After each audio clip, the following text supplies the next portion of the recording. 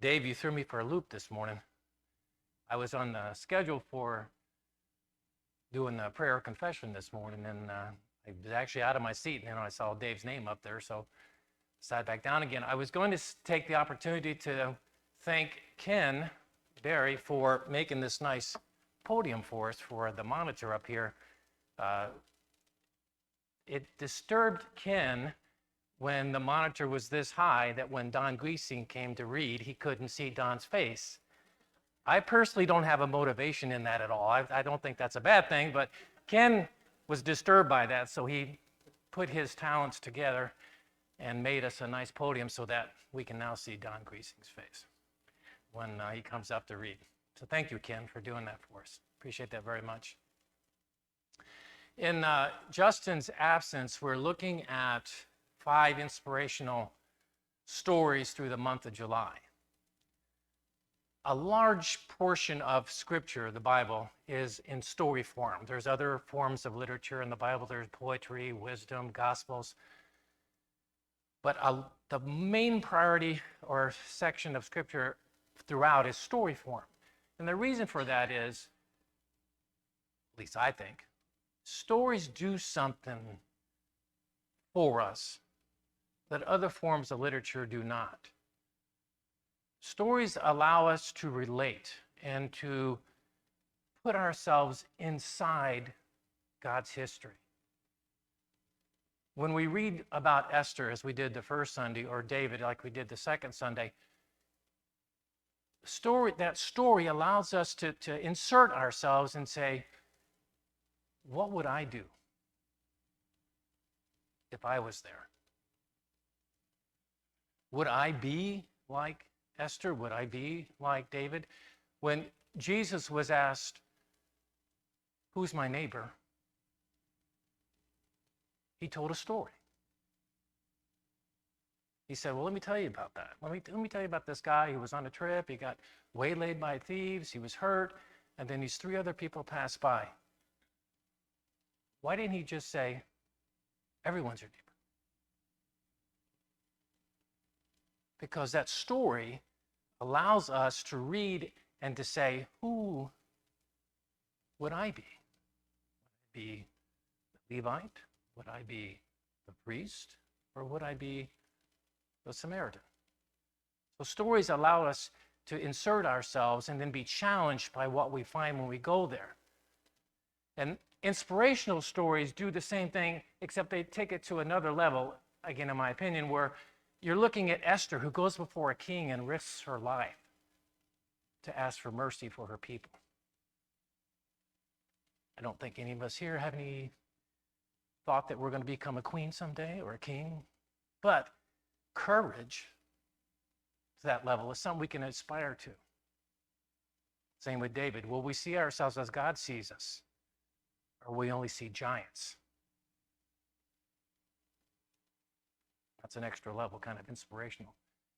And that's where we find Daniel today in this story, kind of a different level hero, different level inspiration. We're going to mention the lion's den at the very end for maybe 3 minutes. We know that's the first thing we think of when we think of Daniel. Daniel in the lion's den, right? That's the song we learned as kids growing up. But there are 173 verses that lead up to the lion's den. And then there's not a whole lot said about the lion's den, other than when the king rushes out and asks Daniel, was your God able to save you? Daniel says, yes, he sent an angel to close the lion's mouth. Done. It's what leads up to that den that really is the story that God puts us there to relate to. So let's start with chapter 1, verse 1. In the 3rd year of the reign of Jehoiakim, king of Judah, Nebuchadnezzar, king of Babylon, came to Jerusalem, besieged it. And the Lord delivered Jehoiakim, king of Judah, into his hand, along with some of the articles from the temple of God. These he carried off to the temple of his God in Babylonia and put in the treasure house of his God. Then the king ordered Ashpenaz, king of his court officials, to bring in some of the Israelites from the royal family and the nobility, young men without any physical defect, handsome, showing aptitude for every kind of learning, well-informed, quick to understand, and qualified to serve in the king's palace. We talked about this a little bit when we were talking about Esther. She actually comes after this story, but we had mentioned the fact that when Babylonia conquered a nation, they wouldn't just wipe the people out.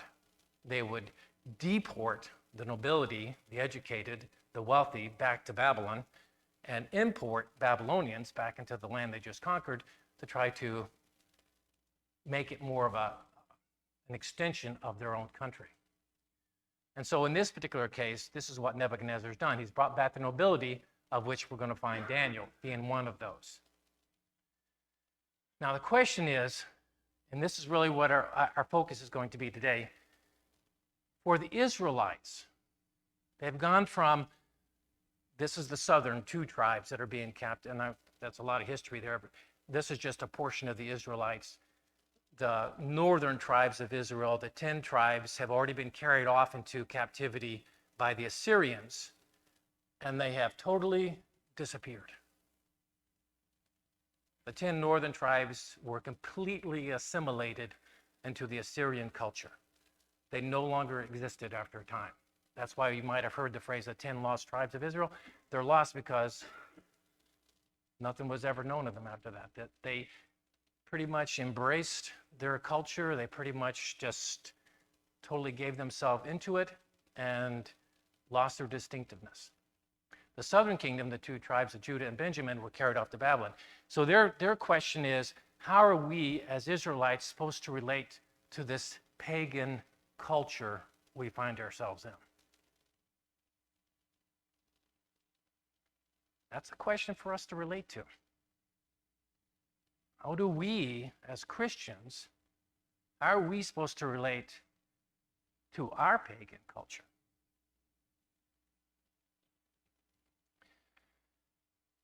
One choice is the northern tribe choice. We'll just embrace it.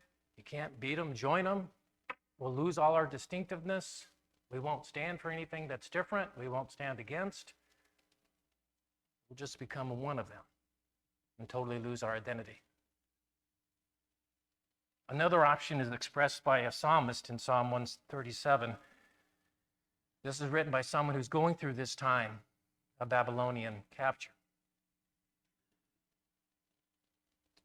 He writes, "By the rivers of Babylon we sat and wept when we remembered Zion," Zion being a synonym for Israel. "There on the poplars we hung our harps, for there our captors asked us for songs. Our tormentors demanded songs of joy. They said, 'Sing us one of the songs of Zion.' How can we sing the songs of the Lord while in a foreign land? Daughter Babylon," which is just another way of saying Babylon. I'm talking to you, Babylonians. "Daughter Babylon, doomed to destruction, happy is the one who repays you according to what you have done to us.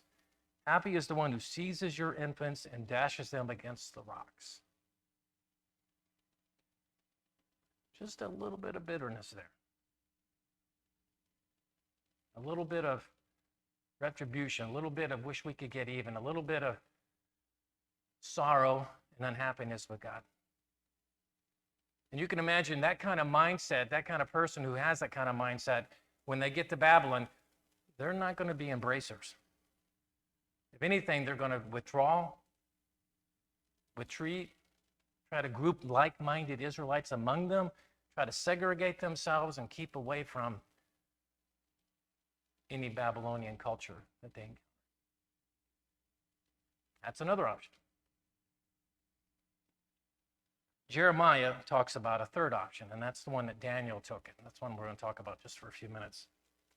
In Jeremiah 29, he says, "This is what the Lord Almighty, the God of Israel, says to all of those I carried into exile from Jerusalem to Babylon.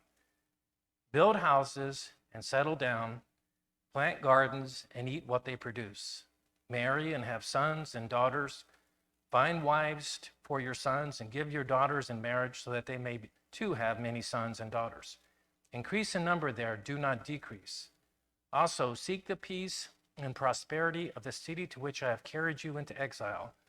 Pray to the Lord for it, because if it prospers, you too will prosper." Kind of a different mindset than taking infants and dashing them against the rocks. So we find Daniel. Let's see how Daniel tried to put this concept of engaging his culture into practice. So back to chapter 1. We ended up at verse 6. The king assigned him, this is Daniel, and Shadrach, Meshach, and Abednego, which we have not been introduced yet. The king assigned them a daily amount of food and wine from the king's table. They were to be trained for 3 years, and after that they were to enter the king's service. Among these were some from Judah: Daniel, Hananiah, Mishael, and Azariah. So those are their Jewish names. Their task was, because of the display of their character and their prowess and their intellect, they were chosen to be trained for 3 years in all the ways of the Babylonians. Now, Babylonia was a very involved culture. They had language, they had math, they had science, they had arts, they had music, they had everything, including astrology, their own creation myths, obviously a plurality of gods. They had all that. And that's what Daniel was trained in for 3 years. He was part of that public school system. Immersed in that.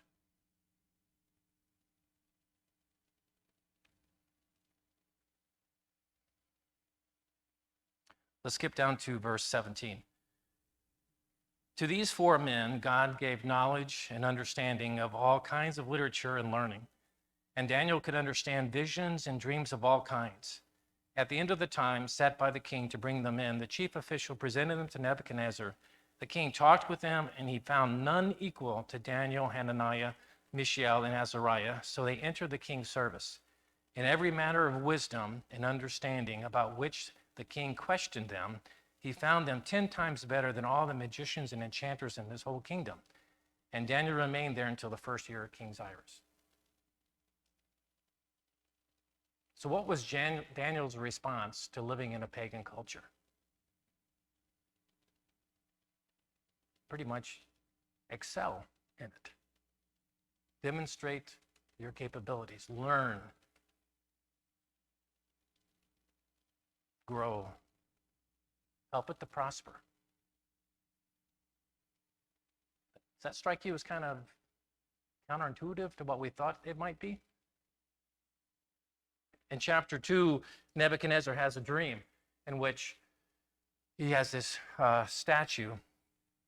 And it's that, if you've read any of Daniel, know about history, it's the statue that's kind of, in this dream, his head's gold, and his chest and arms are silver, his belly and thighs are bronze, and his legs are iron. There's a whole interpretation of what, but he has this dream, and no one can solve it. No one can tell him what it means. In fact, no one can. The king kind of plays a game here. He's kind of full of himself. He just tells all his magicians and astrologers and dreamsayers, soothsayers, tell me first what my dream was, and then tell me what the interpretation is. That kind of puts it on the dream interpreters, doesn't it? Not only do they have to interpret the dream, they have to actually tell the king what he dreamed. There's no room for conning in this one. They have to actually know what the dream was. So none of them could do it. And obviously the king was very upset that none of them could do it. And he's going to kill them all because no one can tell him. Now, when I say he's going to kill them all, that would also include Daniel. He's not there at this moment, but Daniel is one of these dream interpreters. So Daniel finds out, and he goes and interprets the king's dream. He tells him what it means. He tells him first what the dream was, and he tells him what the dream means. So he helps the king plan for what's coming. Helps the king. This pagan king. And then in chapter 4, Nebuchadnezzar has another dream. No one can tell him what it means. Daniel interprets it. In chapter 5, a new king, Belshazzar, is having a banquet. This mysterious hand comes out of nowhere and writes on the wall. No one can understand what it means, the interpretation of what he wrote. Daniel comes in and interprets it for the king.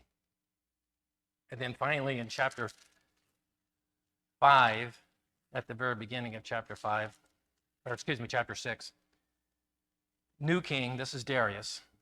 Daniel's kind of lived through several kings here. In chapter 6, verse 1, it pleased Darius to appoint 120 satraps to rule throughout the kingdom, with 3 administrators over them, one of whom was Daniel. The satraps were made accountable to them so that the king might not suffer loss. Now Daniel so distinguished himself among the administrators and the satraps by his exceptional qualities that the king planned to set him over the whole kingdom. So the point in all this is Daniel's forced to serve underneath this pagan king, and what he chooses to do is to serve that king in excellence. To a point. And this is where it gets messy. Let's go back to chapter 1.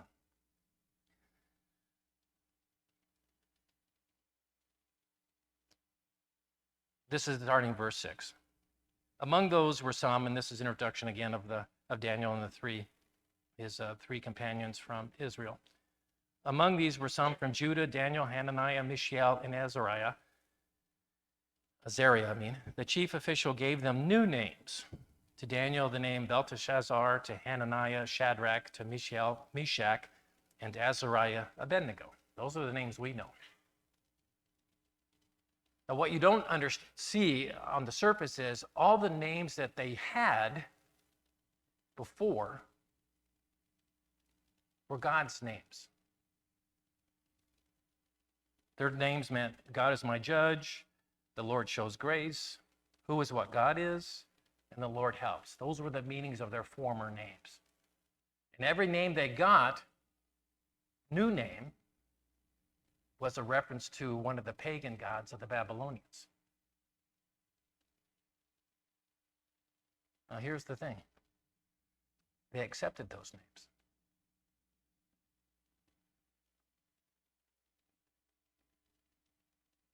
I don't understand that. For Daniel, that was not a deal breaker. For Daniel to be called something other than what he was originally called wasn't an issue for him. When he was asking and dealing with how am I as an Israelite, a God-fearer, going to relate to these pagans, he allowed them to change his name in reference to a pagan god and didn't have a problem with it. He's referred to that name throughout the book, and in every time he's called that, he responds like it's his name.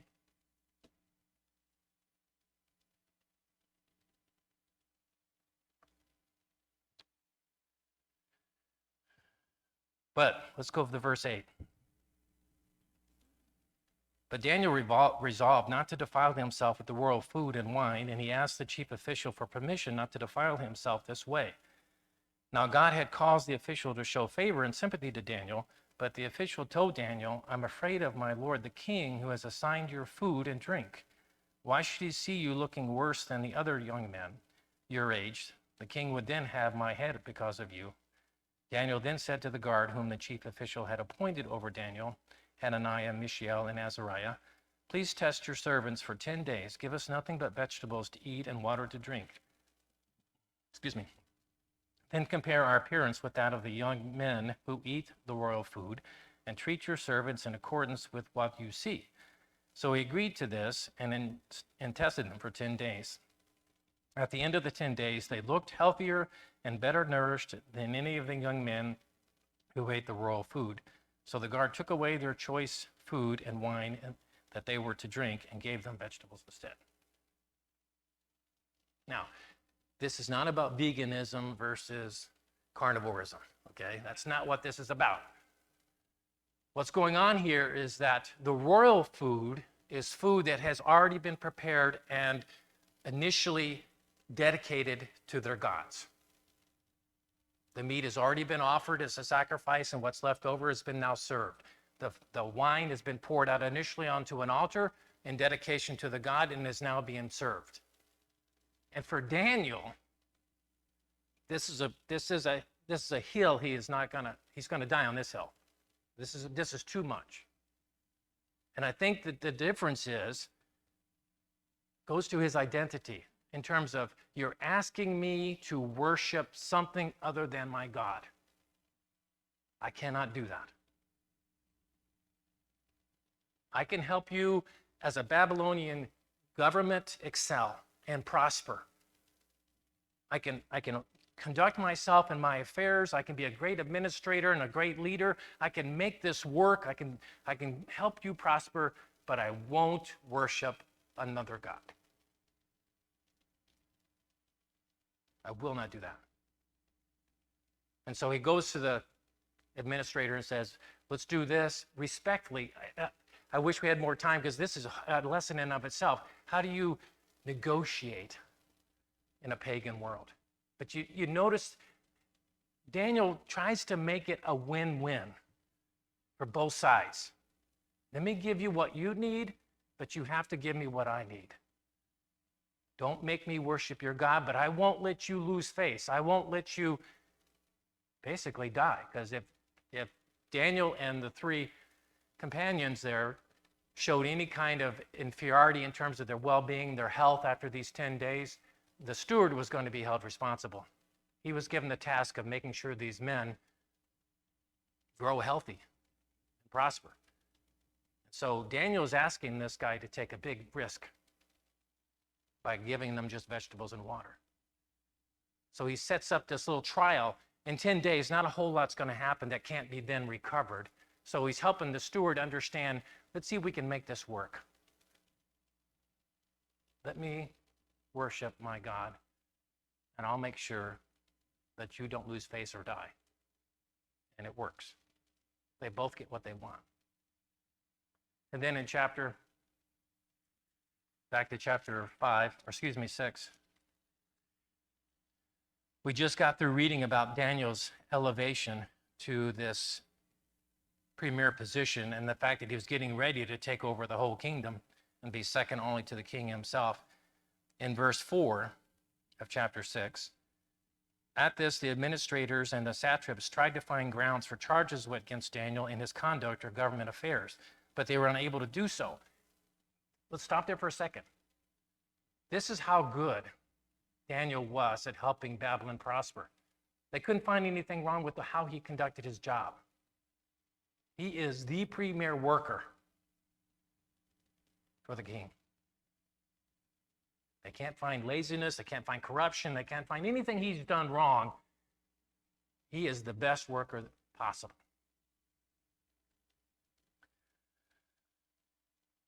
Verse 4 again. At this, the administrators and satraps tried to find grounds for charge against Daniel in his conduct of government affairs, but they were unable to do so. They could find no corruption in him because he was trustworthy and neither corrupt nor negligent.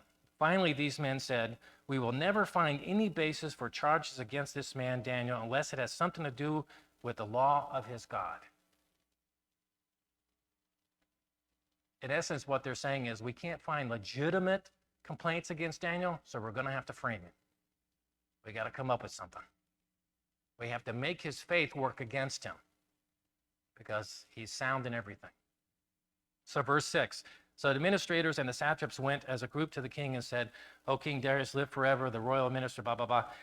They basically set the king up for a fall. He doesn't realize he's being manipulated here.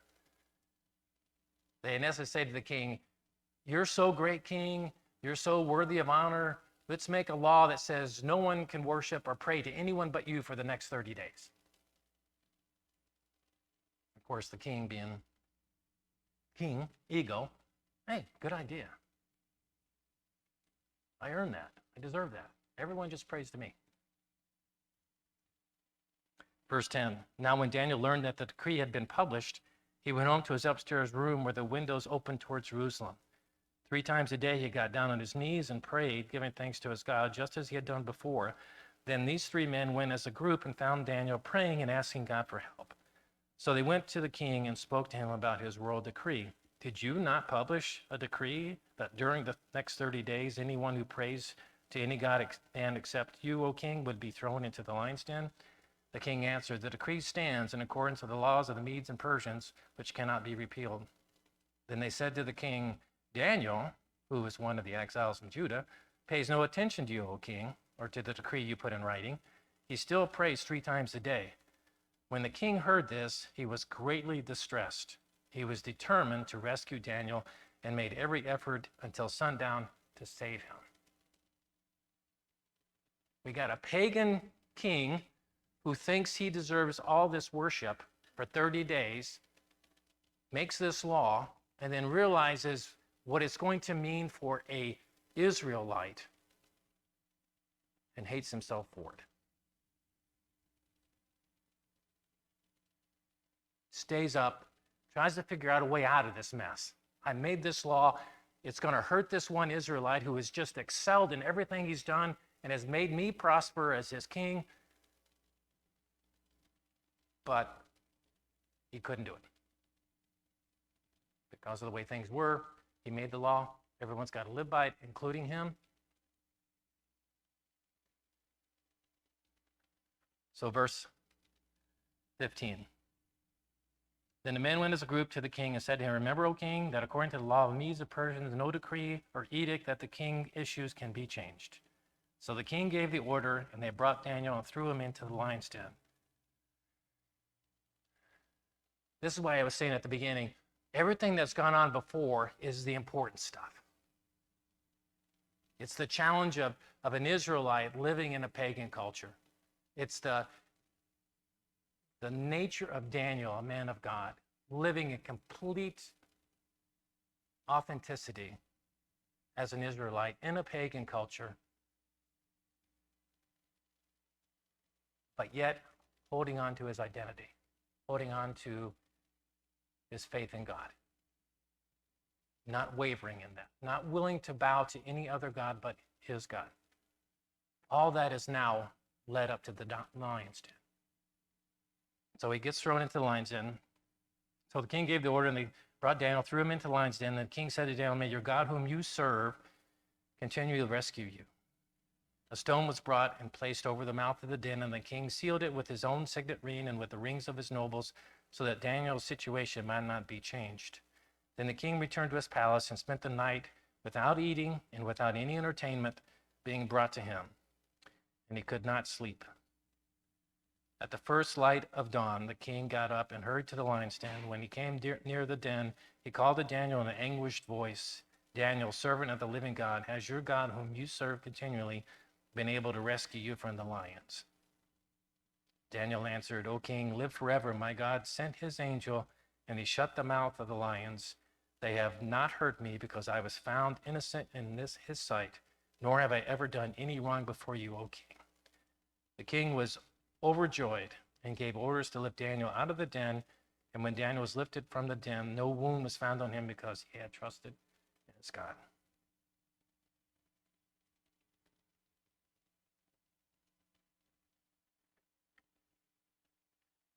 Part of me wants to read what happened to the other guys, because that's just about it. Like, yeah, they get theirs in the end, they get thrown in and they get killed. But I think the story, the real story, is in Daniel. We have the choice of embracing our culture, losing our identity, not being any different than any other group, trying to eradicate our culture, work against it at every opportunity, or engaging it. It's not always cut and dry. The main thing to me says that there's room for, am I embracing or am I engaging? Am I acquiescing or am I resisting? We have political action committees, we have boycotts, we have protesting. Some of us may feel those methods and other methods are valid and serve a purpose. We may disagree on to what extent we should be involved in. And I think that's the kind of the messiness of living as Christians in a pagan culture? Where do we draw some of those lines? And I would encourage us to be careful about judging each other upon where we draw those lines. I might not have drawn the line at a name like Daniel did or didn't do. I might have ate the food. I don't know. But for Daniel, the line was, are you going to force me to worship a different God? Or are you going to exclude me from worshiping my God? If you're going to try to stop me, I'm going to have to resist. I'm going to have to defy. I'll help you excel all I can and prosper all I can, like Jeremiah said, but I will not worship another God or stop worshiping my God. That's the clear message. Let me end with one verse from, not one verse, but a passage from 1 Peter. Dear friends, I urge you as aliens and strangers in the world to abstain from sinful desires which war against your soul. Live such good lives among the pagans that though they accuse you of doing wrong, they may see your good deeds and glorify God on the day he visits us. That to me describes Daniel to a T. Living such a good life that nothing could be found wrong with him. And those who saw him, like the kings, plural, recognized God in him. God was working through him. I pray the same can be said of us. Let's stand and sing.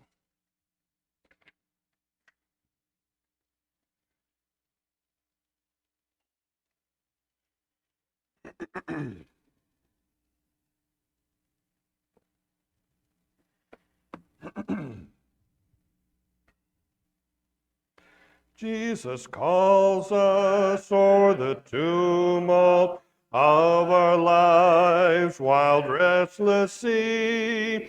Day by day his sweet voice sounded, saying, Christian, follow me.